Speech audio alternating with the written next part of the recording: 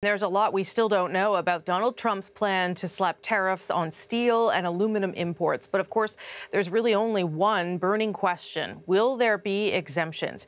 Here's how the U.S. Commerce Secretary answered that one today.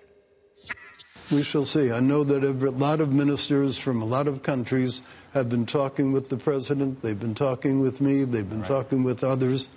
We'll see. The president makes the decisions. It's hard to imagine industry leaders here being happy with "we shall see."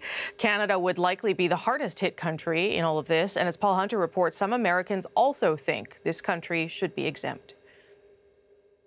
Setting aside whether the tariffs would in fact do anything to bring back the once but no longer booming U.S. steel industry, what so many around the world want to know is whether indeed they'll apply even to U.S. allies, with some Republicans among those now imploring the president against that. You're punishing the American consumer and our allies. You're making a huge mistake here. Go after China, not the rest of the world.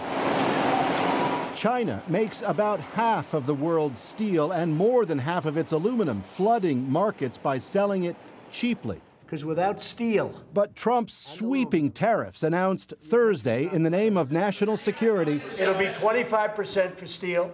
It'll be 10% for aluminum. Are set to target not just China, but possibly all makers of steel and aluminum, not least Canada, which calls the tariffs absolutely unacceptable.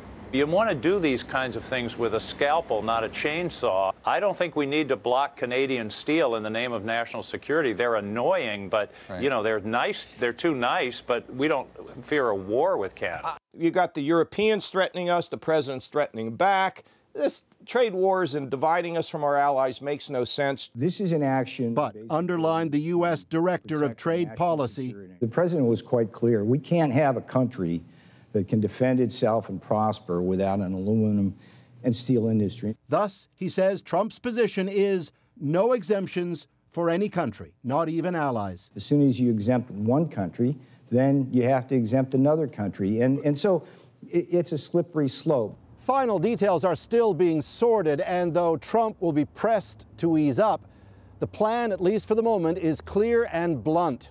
The tariffs will apply to everyone. Paul Hunter, CBC News, Washington.